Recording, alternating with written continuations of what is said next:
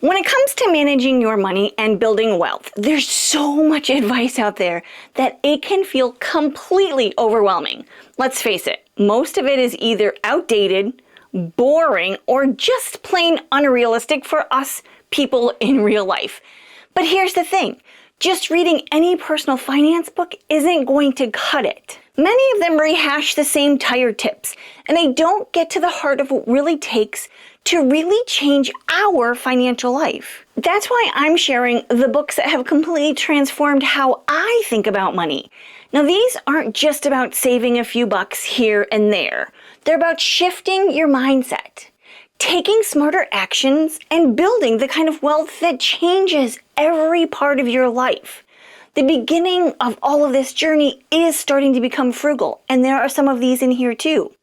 But these books have made a huge difference for me, and I know they can do the same for you. Now, if you've been around this channel for more than 3 minutes, you know that I have a love, or maybe an obsession with books.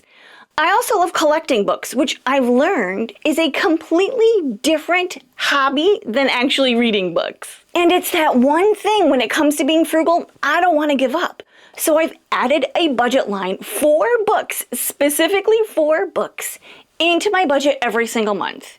And for the time being, this is kind of the way that I like it. And I also borrow books from a library all the time. I always try there first. As a part of this list of books that has changed my life, I wanted to introduce you to my new book.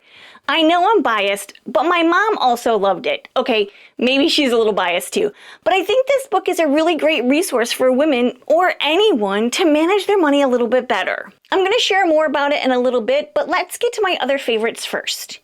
Oh, and as a special bonus, because I love books so much, at the very end, if you're interested, I'll give you some of my favorite fiction books from the last year and what I'm reading today. Let's start with a couple of books that everyone talks about, and everyone talks about them because they make a huge impact on so many lives. Also, I'll leave a link in the description for each of these books if you're looking for them. The Total Money Makeover by Dave Ramsey. Now, this is how my family became debt-free.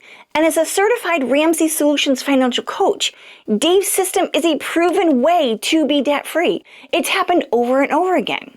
Now, I don't agree with everything he says, and I've come up with my own prove-it system to be debt-free. One that's structured for women and specific challenges that we women face. But I still think Total Money Makeover is 100% worth the read. Now, to me, this book is like having a no-nonsense dad in your corner, yelling at you to get off the couch and take charge of your money. Dave Ramsey's baby steps are simple, clear, and actionable. Perfect for anyone who feels overwhelmed by debt and needs a straightforward plan. And what I love about this book is the practical approach of the clear laid out rules. I'm a huge rule follower. It might sting at first, this practical advice, but sometimes you need that little nudge or big push to realize that you can actually control your money. He says things like, "We buy things we don't need with money we don't have to impress people we don't like." That's from chapter 3. Or, winning at money is 80% behavior and 20% head knowledge. That's from chapter 1. And the last one that I really like is, change is painful. Few people have the courage to seek out change. Most people won't change until the pain of where they are exceeds the pain of change. That's from chapter 2. Think and Grow Rich by Napoleon Hill. I love pulling this book out every few years to read it. As a matter of fact, a group of powerhouse women and I are reading it again. I sort of fell off the plan before the holidays, but I'm ready to get back on track and get back to reading and implementing some of the things this month. As you can see, I've got my little sticky notes, and I even have a little cheat sheet here. Think and Grow Rich is a classic, and it's more about mindset than spreadsheets. But don't let that fool you. It's incredibly powerful. Napoleon Hill dives into the habits and thought processes of the most successful people that he was around, and he breaks down how you can replicate them. What sticks with me is the focus on belief and persistence. If you've ever doubted your ability to create wealth, this book will make you think differently. He says things like, whatever the mind can conceive and believe, it can achieve. And set your mind on a definite goal and observe how quickly the world stands aside to let you pass. I love this book. I recommend it all the time. I Will Teach You to Be Rich by Ramit Sethi. Now, I'll be honest here, I wasn't a huge fan of this book when I first read it. But after watching some interviews, I decided to give it another shot. I'm still reading through it for the second time, but my mind is being changed. As a side note, he also has a How to Get Rich on Netflix. Not a fan. Check it out and let me know what you think. His approach is like your smart, slightly sarcastic friend telling you exactly how to win with money without giving up your daily lattes. He simplifies everything from saving and investing to credit cards and big purchases, making it all feel doable. I appreciate that he's all about guilt-free spending because so am I on what you love, as long as you handle the big stuff responsibly. It's practical and it's modern, perfect for anyone who feels like traditional advice, like Dave Ramsey, doesn't fit their life. Rami says things like, spend extravagantly on the things that you love and cut mercilessly on the things that you don't. He also says, the 85% solution, getting started, is more important than becoming an expert. I love that. And he also says you can't out-frugal your way to being rich, which I actually thought was kind of funny. This is actually one of my favorite books ever, The Wealth Money Can't Buy by Robin Sharma. I love this man's writing style. I think I've read every single book that he's ever written. Now, this book challenges the idea that wealth is just about money, and it dives deep into the things that truly make life rich, like relationships, purpose, and personal growth. I love all of those things. Robin Sharma's storytelling and insight reminds you to align your financial goals with your values and focus on what really matters. What I really love most is how it blends practical advice with a soulful perspective.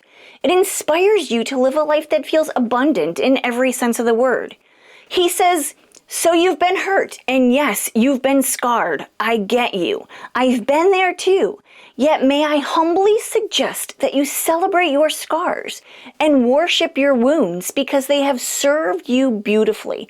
His words through this book are just gorgeous. Things like journaling is prayer on paper, or to heal a wound, you need to feel the wound. His words are just beautiful. The Algebra of Wealth by Scott Galloway. I love this guy. If you do a search for him on YouTube, Diary of a CEO has a fantastic interview with him. His book breaks down the mechanics of building wealth into a formula you can actually follow. He's brutally honest, so funny, and his advice isn't sugar-coated, but it's incredibly insightful. What I like most is how he ties financial success to your career, to your relationships, and to your overall well-being. It's not just about making money. It's about creating a life that feels meaningful and sustainable. He says things like, the path to wealth is simple. Focus, hard work, and luck. He also says things like, your career is your most important asset. Invest in it accordingly. And money is a means to an end, not the end itself. Again, I highly encourage you to find some great interviews with him. He's fantastic. The Energy Bus by John Gordon. Money isn't just about numbers. It's about the energy you bring to your life. This book uses a fun, story-based approach to show you how positivity and vision can transform your journey, financially and otherwise. I like that it's an easy read with a big message. You're the driver of your own bus, and where it goes is up to you. It's a great pick-me-up when you need to refocus on what really matters. It's a light read, it's short, and super fun. You're the driver of your bus. You choose where you want it to go. I'm not sure if you noticed, but so far these books have all been written by men. And while the entire second half of my list is women, I feel like the financial space is dominated by men. So my answer? I wrote my own book. It's called Fundamentally Frugal, and I'm so proud to share it with you. It's an international bestseller on Amazon. Super exciting. That could never have happened without the Frozen Pennies community and my YouTube channel, and I could not be any more grateful for you. Now, in this book, I share the strategies that have helped us not only get out of debt, but maintain that debt-free life. That's the hardest part. It's how we're building our financial future and all the lessons I've learned in my 52 years, even the super hard ones. For me, This book is so much more than being frugal and saving money. It's about living intentionally, not living in deprivation. I think that's really important to remember. Fundamentally Frugal is about making smarter choices and spending your money on what you value most, and living a life full of happiness, contentment, and peace. Now, I talk about budgeting, retirement, thrifting, but there's also a chapter on mindset and embracing a simple, more fulfilling way of life. Yes, I give you the steps to get out of debt. I do all of that, but there's so much more to it. I wrote this book for every woman because I truly believe that women are underserved in the financial space. We are the caretakers, the organizers, and the managers for so much. And as this book is for women of all ages, midlife women seem to have more stressors. From caring for kids, aging parents, careers, and retirement looming, there's a lot going on. Balancing that while being a little selfish and taking care of your financial future can seem like a lot. I wanted to help you with that part. The tools that you need are here. The resources are available. And in writing this book, I hope that your overwhelm is a thing of the past. In this book, I give you the tools to take control of your finances, reduce stress, and finally feel confident about your money. Right now, it's available on Amazon on ebook and in paperback, and my publisher is working on getting it to every other place that books are sold online. I'll leave a link in the description below. The Mountain is You by Brianna Wiest. This one is a little bit different. It's about overcoming self-sabotage and tackling the inner blocks that keep you from success. I think this is huge when you're trying to manage money. While it's not a traditional financial book, the mindset shifts it offers are game-changing. I love how Brianna breaks down why we get in our own way and how to stop. If you've ever felt like you're the one holding yourself back, this book will definitely hit home. I've got markers in this book. She says things like, your new life is going to cost you your old one.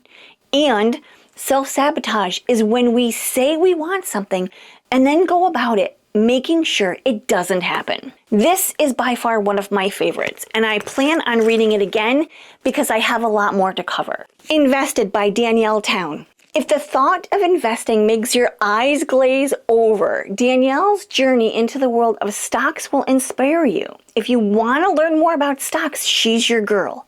She writes as someone who started out completely clueless, which makes it relatable and encouraging. What I appreciate about this book is how it breaks down complex concepts into bite-sized pieces and empowers us to take control of our financial future, even if you're a total beginner. Some of the things that she said that resonated with me was, investing is not about beating others at their game. It's about controlling yourself at your own game. And things like, the best investment you can make is in yourself. Patience is not passive. On the contrary, it's a concentrated strength. This was a fantastic book if you're interested in learning more about investing. It's my only book on my bookshelf. Depression Era Frugality by Deborah Harold.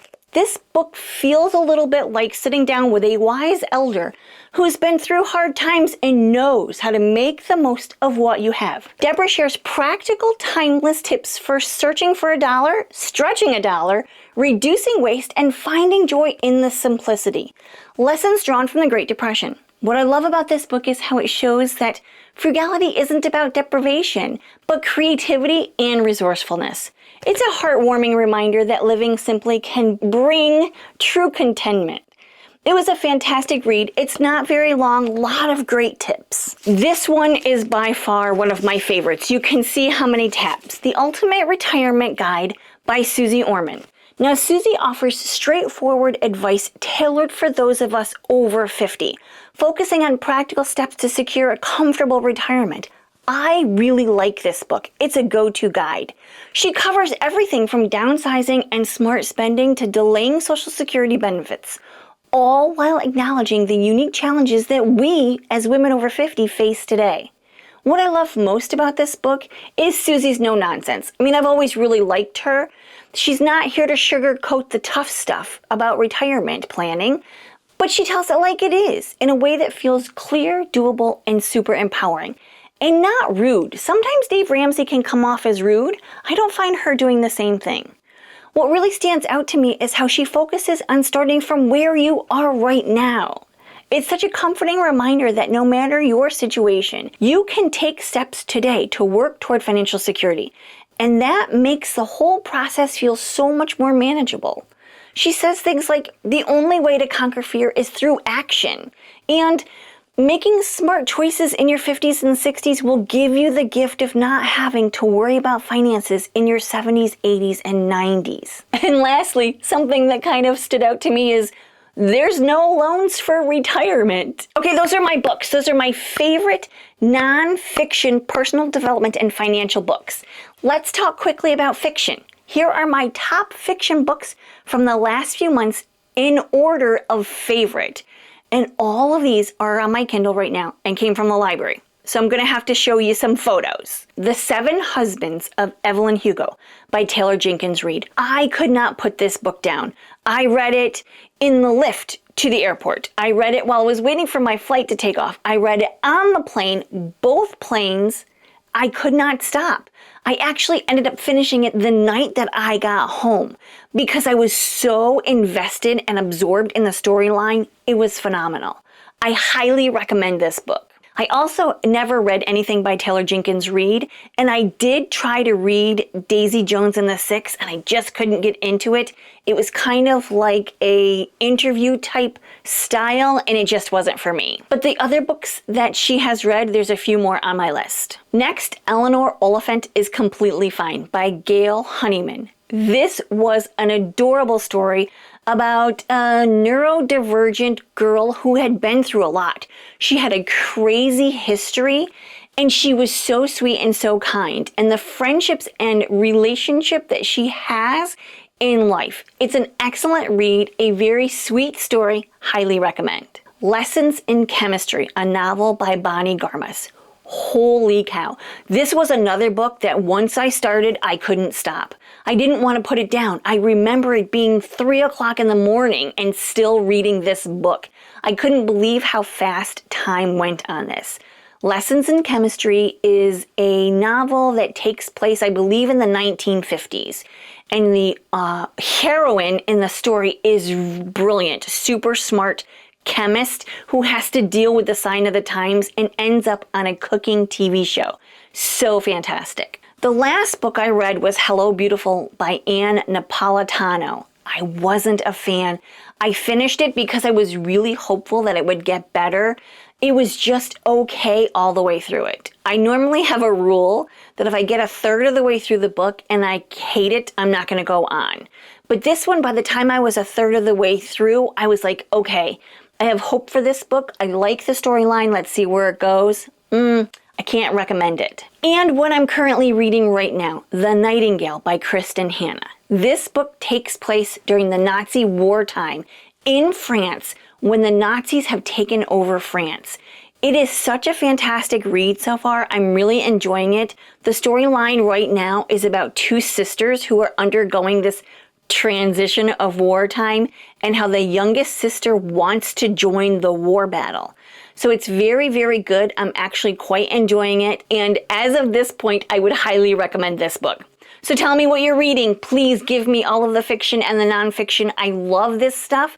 I eat it up. And I'd love to know what you think of any of these books, including the nonfiction books. Thank you so much for watching and have a great day. Bye-bye.